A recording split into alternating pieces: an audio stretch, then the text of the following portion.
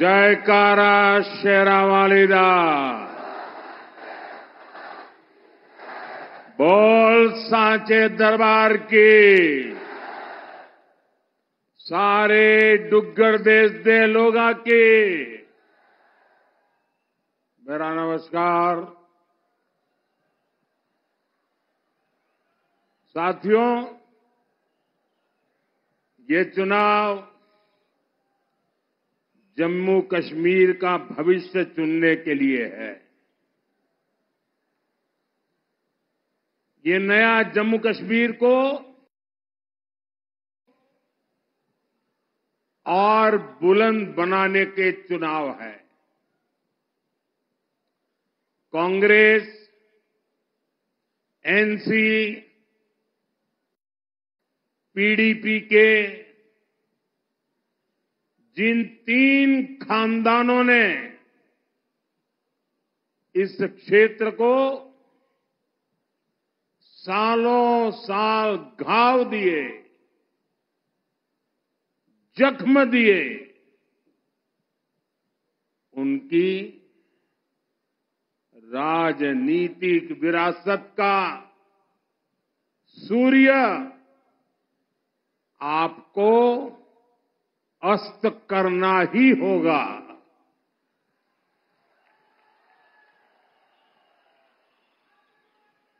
और इसके लिए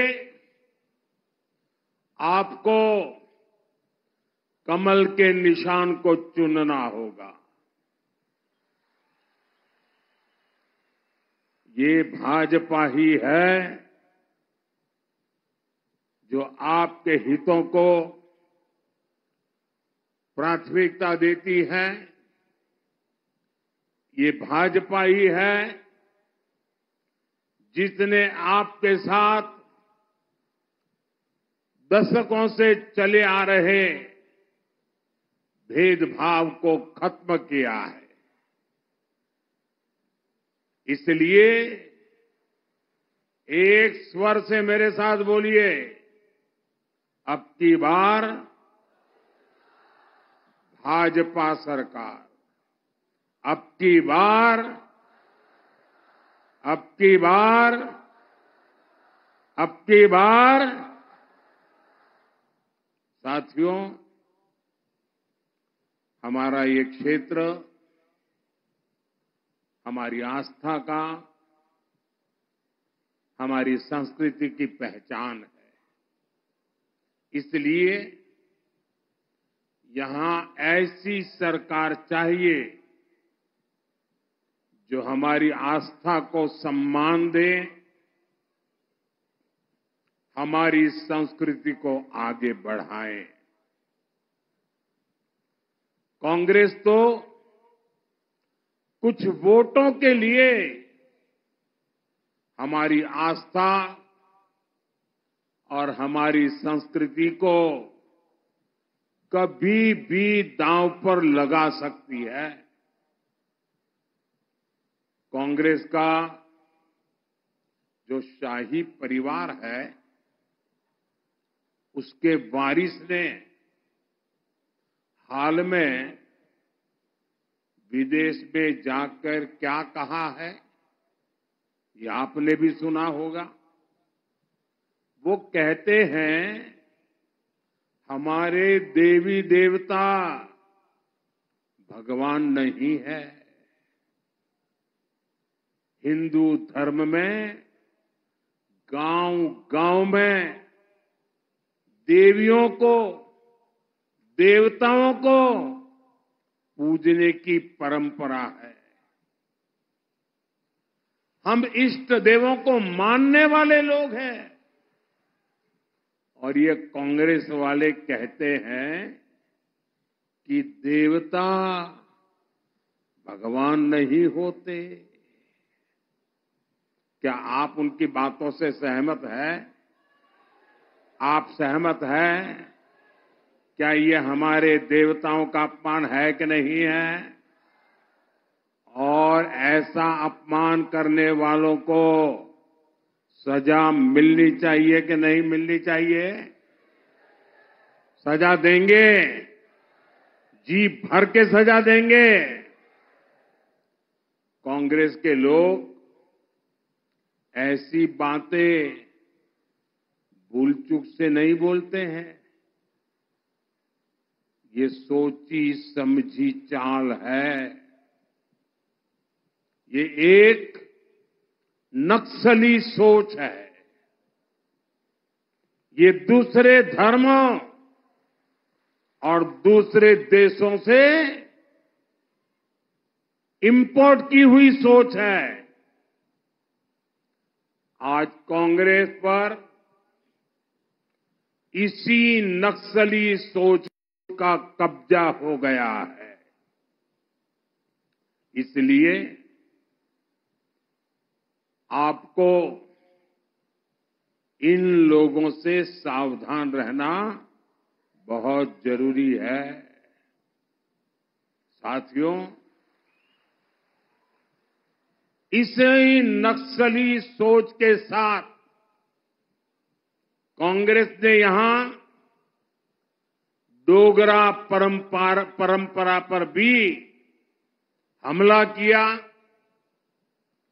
अनाप शनाप लांछन लगाए। कांग्रेस का शाही परिवार देश का सबसे भ्रष्ट परिवार है। ये परिवार भारत में भ्रष्टाचार की कुरीति का जन्मदाता भी है और पोषक भी है। और इनकी हिम्मत देखिए, ये डोगरों की धरती पर आकर यहां के राज परिवार को भ्रष्ट कहते हैं। कांग्रेस के नेता ने डोगरा विरासत पर ये हमला जानबूझकर किया है। ये मोहब्बत की दुकान के नाम पर नफरत का सामान बेचने की उनकी पुरानी नीति है। इनको वोट बैंक के अलावा कुछ नहीं दिखता है। इसलिए इन्होंने सालों साल तक जम्मू और कश्मीर के बीच खाई को गहरा किया।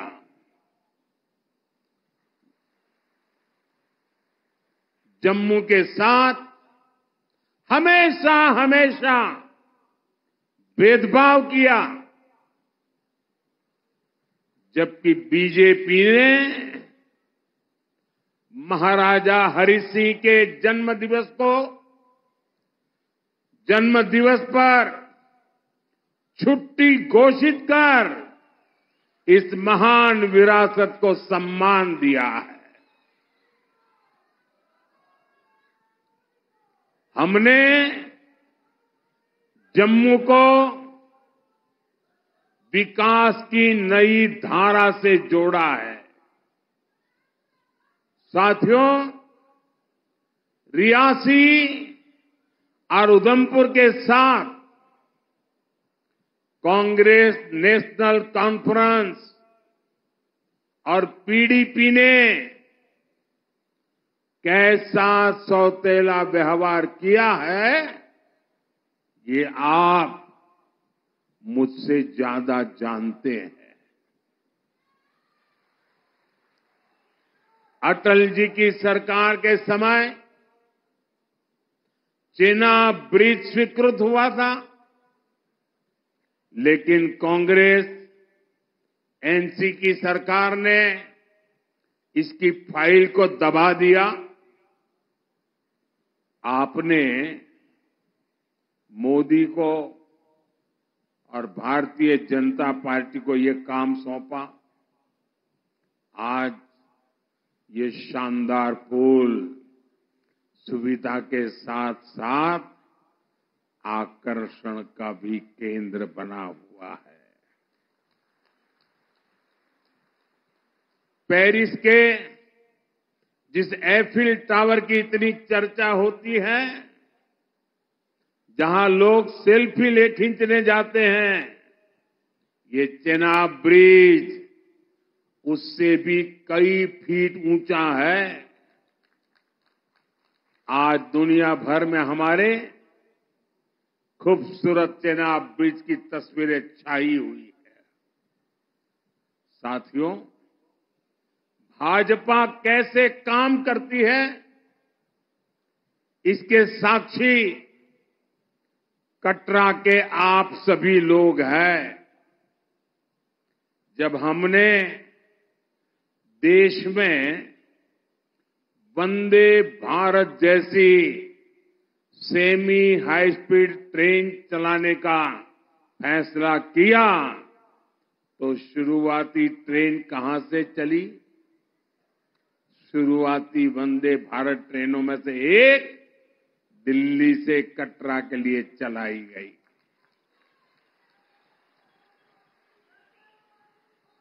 आज दो वंदे भारत ट्रेनें यहां दिल्ली से पहुंचती है। पहले जब मैं यहां आता था तो रेलवे स्टेशन की हालत बहुत खराब थी। बीते वर्षों में कटरा रेलवे स्टेशन और रियासी रेलवे स्टेशन में नई सुविधाओं का निर्माण हुआ है। आज उधमपुर और रामबन की दूरी लगभग सिमट गई है। चेनानी नासरी टनल बनने से जम्मू और श्रीनगर आने जाने में कई घंटे कम टाइम लगता है। ऐसी कई टनल जम्मू कश्मीर में बन रही है, जिससे हमारा ये राज्य देश के सबसे कनेक्टेड राज्यों में से एक बन रहा है। दिल्ली कटरा एक्सप्रेस वे पर भी तेजी से काम चल रहा है। इसलिए दिल्ली आना जाना और आसान होगा। इससे यहां फल और सब्जी के किसानों को भी बड़ा बाजार मिलेगा। साथियों, आज जम्मू कश्मीर का पानी यहां के किसानों, यहां के नौजवानों के काम आ रहा है। कांग्रेस और नेशनल कॉन्फ्रेंस की सरकारों ने तो अपने हक का पानी तक सीमा पार जाने दिया। ये यहां बड़े डैम बनाने तक की हिम्मत नहीं कर पाते थे। कांग्रेस तो इतने दशकों तक शाहपुर कंडी डैम प्रोजेक्ट को हाथ भी नहीं लगा पाई। इसके कारण जम्मू डिवीजन की हजारों हेक्टेयर जमीन बंजर हो रही थी। भाजपा सरकार न आती तो आज भी कठुआ और सांबा जिले के सैकड़ों किसान, वो हमारे किसान परिवार बेहाल होते। अब शाहपुर कंडी डैम बनने से हजारों किसानों को नई जिंदगी मिली है। आज जम्मू डिवीजन में 4 बड़े बिजली कारखानों पर काम चल रहा है। पाकलदुल प्रोजेक्ट हो, कीरू पावर प्रोजेक्ट हो, रतले प्रोजेक्ट हो, क्वार पावर प्रोजेक्ट हो, इनसे जम्मू वालों को बिजली तो मिलेगी ही, अनेक नौजवानों को रोजगार भी मिल रहे हैं। और इसलिए साथियों, ये ऊर्जा के क्षेत्र में पावर प्रोजेक्ट हो, इनसे बहुत बड़ा लाभ होने वाला है। इस क्षेत्र में अच्छी स्वास्थ्य सेवाओं की बहुत समस्या रही है। यहां के साथी जब मिलने आते थे तो जिला अस्पताल की बात करते थे, मेडिकल कॉलेज की बात करते थे। मोदी ने आपसे किया वादा निभाया है। आज रियासी में जिला अस्पताल अब बेहतर तरीके से काम कर रहा है। उधमपुर में भी मेडिकल कॉलेज बन चुका और इसकी नई बिल्डिंग के लिए भी तेजी से काम हो रहा है। अभी आप सभी को आयुष्मान भारत के तहत 5 लाख रुपए तक के मुफ्त इलाज की सुविधा मिलती है। अब जम्मू कश्मीर ने ऐलान किया है कि सरकार बनने के बाद वो 7 लाख रुपए तक का इलाज मुफ्त करवाएगी।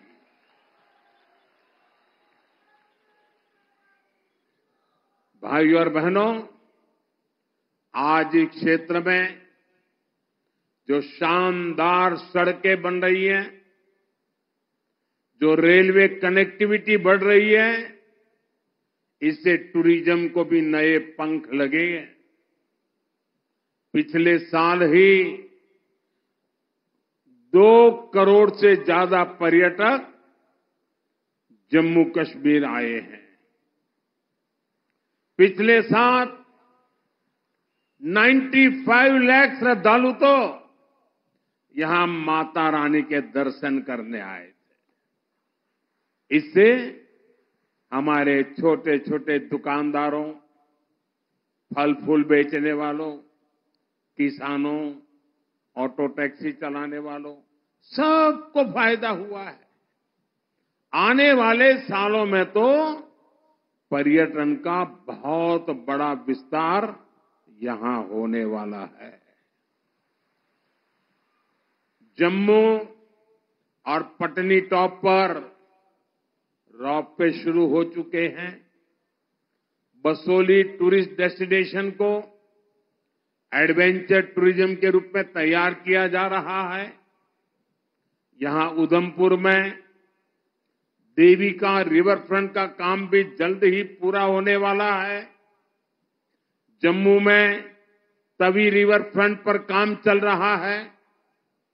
इससे स्थानीय लोगों को भी अच्छा माहौल और अधिक पर्यटकों की भी चांदी होने वाली है। साथियों, मैं जब भाजपा के कार्यकर्ता के रूप में संगठन का काम करने के लिए इस क्षेत्र में जब भ्रमण करता था तो मेरे जो यहां के पुराने साथी मुझे नजर आ रहे हैं सारे, ये पुराने मेरे सभी साथी मुझे कलाड़ी खिलाया करते थे।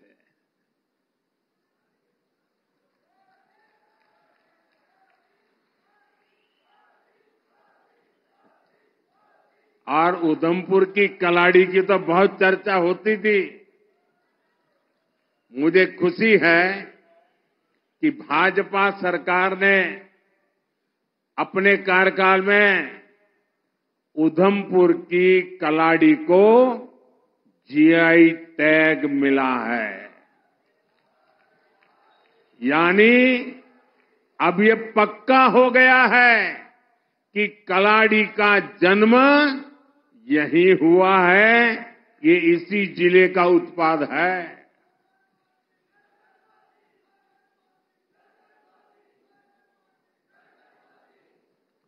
बसोली पश्मीना और उधमपुर की कलाड़ी, इनकी डिमांड अब बहुत बढ़ने वाली है। ये हमारे पशुपालकों, हमारे बुनकरों के लिए नए मौके लेकर आएगा। भाइयों और बहनों, भाजपा जम्मू के चौतरफा विकास के लिए समर्पित है। भाजपा यहां के नौजवानों को वो मौके देना चाहती है जिससे कांग्रेस, नेशनल कॉन्फ्रेंस और पीडीपी ने उन्हें वंचित रखा है। देश का नाम रोशन करने वाले पैरा एथलीट राकेश और शीतल की सफलता में कटरा का बड़ा योगदान है। इसी धरती की इन दोनों संतानों ने भारत का मान बढ़ाया है। देश के लिए गौरव दिलाने वाले इन दोनों मेडल विजेताओं की ट्रेनिंग यहीं इसी स्थान पर हुई है। मां वैष्णो के आशीर्वाद से हुई है। यहां आने से पहले वे दिल्ली में भी मेरे मेहमान थे। साथियों, आप मुझे बताइए, जब छोटी सी बिटिया शीतल सटीक निशाना लगाती है, दुनिया के दिग्गजों को पछाड़ती है, तो आपको गर्व होता है कि नहीं होता है? गर्व होता है कि नहीं होता है आपको? जब राकेश का अचूक तीर टारगेट पर लगता है, तो यहां हर घर में तालियां बजती हैं कि नहीं बजती है? जम्मू कश्मीर का हर नौजवान ऐसे ही सफलता की बुलंदियों पर पहुंचे, उसके लिए यहां अवसर ही अवसर है। और ये अवसरों का निर्माण करना, ये मोदी का संकल्प है। और इसलिए मोदी जम्मू कश्मीर के विकास के लिए दिन रात मेहनत कर रहा है। साथियों, कांग्रेस, नेशनल कॉन्फ्रेंस और पीडीपी कभी यहां के नौजवानों का भला नहीं कर सकते। इन तीन दलों ने यहां के नौजवानों का भविष्य बर्बाद किया है। इनके इस पाप ने सिर्फ कश्मीर में ही आग नहीं लगाई, जम्मू को भी झुलसाया। और इसका फायदा सीमा पार बैठे देश के दुश्मनों ने उठाया है। कुछ महीने पहले यहां माता के भक्तों पर कायराना हमला हुआ है। मैं विजय कुमार जी को नमन करता हूं। उन्होंने शिवखेड़ी में श्रद्धालुओं को बचाने के लिए अपना जीवन दे दिया। ये जज्बा हमें प्रेरित करता है। जब से आर्टिकल 370 की दीवार टूटी है, तब से आतंक और अलगाव यहां लगातार कमजोर पड़ रहे हैं। जम्मू कश्मीर स्थायी शांति की तरफ बढ़ चला है। आप सभी के सहयोग से जम्मू कश्मीर पूरी तरह से आतंक से मुक्त होके रहेगा। भाजपा ने अपने संकल्प पत्र में इसका रोड मैप भी रखा है। भाजपा ने आतंकवाद पर व्हाइट पेपर लाने की बात की है, ताकि सालों साल तक जो आतंकवाद के पीड़ित रहे हैं, उन्हें पूरा इंसाफ मिल सके। साथियों, कांग्रेस, एनसी, पीडीपी, इनकी तुष्टीकरण की राजनीति के चलते हमारे कश्मीरी हिंदू बहनों भाइयों ने, हमारे सिख भाई बहनों ने बहुत भुगता है। भाजपा ने उनके बेहतर भविष्य के लिए भी एक विशेष स्कीम की घोषणा की है। आज मैं अपने ग्राम सुरक्षा समूहों की भी जी भर के तारीफ करूंगा। ये बहुत अच्छा काम कर रहे हैं। हमारी सरकार इनकी सुविधाएं बढ़ाने के लिए भी काम कर रही है। साथियों, हमारे इन प्रयासों के बीच आपको बहुत सावधान भी रहना है, बहुत सतर्क भी रहना है। कांग्रेस को दिया गया हर एक वोट यहां नेशनल कॉन्फ्रेंस और पीडीपी के मैनिफेस्टो को लागू करेगा। और ये क्या घोषणा कर रहे हैं? ये कह रहे हैं कि ये यहां आर्टिकल 370 को वापस लौटाएंगे, यानी ये खून खराबे के उस पुराने दौर को फिर लौटाना चाहते हैं। साथियों, कांग्रेस नेशनल कॉन्फ्रेंस को लेकर जम्मू कश्मीर में भले ही उत्साह न हो, लेकिन पड़ोसी देश इन्हें लेकर बहुत उत्साह में है। यहां तो उनको कोई पूछने वाला नहीं है, लेकिन वहां पूछा जा रहा है। पाकिस्तान में कांग्रेस नेशनल कॉन्फ्रेंस के अलायंस की बल्ले बल्ले हो रही है। पाकिस्तान में इनके मैनिफेस्टो, इनके घोषणा पत्र से पाकिस्तान बहुत खुश नजर आ रहा है। पाकिस्तान के डिफेंस मिनिस्टर ने कांग्रेस नेशनल कॉन्फ्रेंस का खुलकर समर्थन किया है। पाकिस्तान से उनका कहना है कि आर्टिकल 370 और 35A को लेकर कांग्रेस और एनसी का एजेंडा वही है जो पाकिस्तान का एजेंडा है। ये वहां के मंत्री बोल रहे हैं। यानी कांग्रेस नेशनल कॉन्फ्रेंस की पोल खुद पाकिस्तान ने खोल दी है। यानी कांग्रेस नेशनल कॉन्फ्रेंस यहां पर पाकिस्तान का एजेंडा लागू करना चाहते हैं। पाकिस्तान के जिस एजेंडे ने जम्मू कश्मीर की पीढ़ियां बर्बाद की, हमारा खून बहाया, वही ये लोग यहां फिर से लागू करना चाहते हैं।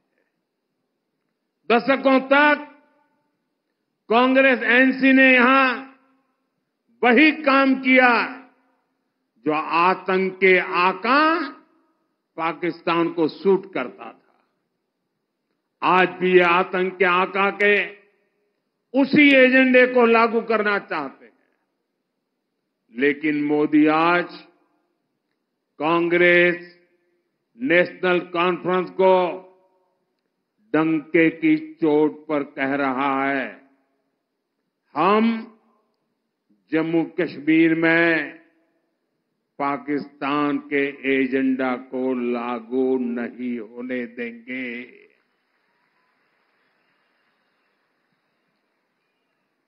दुनिया की कोई ताकत जम्मू कश्मीर में आर्टिकल 370 की वापसी नहीं करा सकती। भाइयों और बहनों, भाजपा के लिए देश से बड़ा कुछ नहीं है। हमारी सबसे बड़ी प्राथमिकता देश का विकास है। आपको यहां ऐसी भाजपा सरकार बनानी है जिसकी गारंटी पक्की होती है, जो किसानों की सम्मान निधि 10,000 रुपया करने वाली है, जो मुफ्त इलाज की सीमा 7 लाख रुपए तक करने वाली है, जो हर साल बहनों को 18,000 रुपये की मदद देने जा रही है। साथियों, यहां बारीदार समाज के जो पुराने मुद्दे हैं,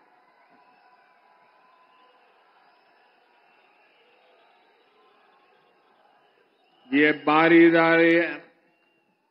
बारीदार समाज के पुराने मुद्दों को मैं जानता हूं, समझता हूं।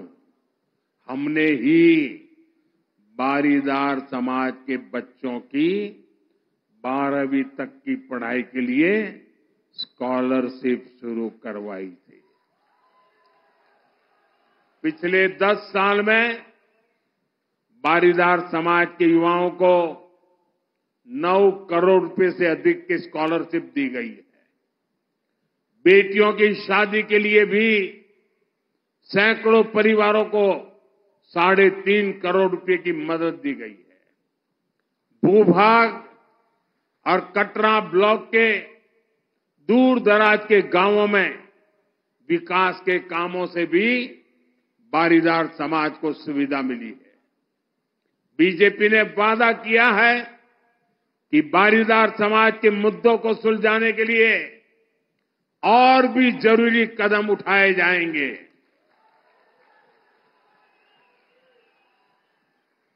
साथियों, मां के इस पावन धाम से मैं आपको एक और बात के लिए फिर आश्वस्त करता हूं। जम्मू कश्मीर को हम फिर से राज्य बनाएंगे।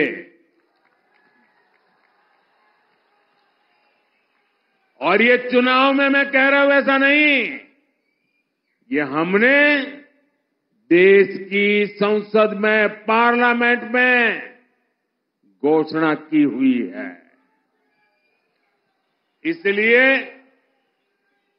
मैं जम्मू कश्मीर के मेरे भाइयों बहनों से यही कहूंगा कि 25 सितंबर को हमारे इन सभी एमएलए आगे आ जाए, कैंडिडेट सारे आगे आ जाए, सब खड़े हो जाए। हमारे इन सभी साथियों को एमएलए बनाकर भेजना है। मैं जरा उनके पास जाके आता हूं, फिर भाषण आगे करूंगा।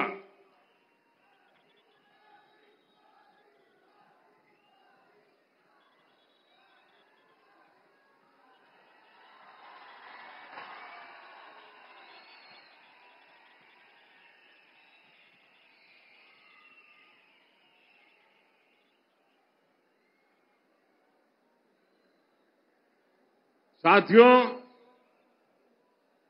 कमल निशान पर ज्यादा से ज्यादा वोट पड़े, ये आप सभी को सुनिश्चित करना है। आप इतनी बड़ी तादाद में हमें आशीर्वाद देने आए, मैं आपका हृदय से बहुत बहुत धन्यवाद करता हूं। मेरे साथ बोलिए, भारत माता की,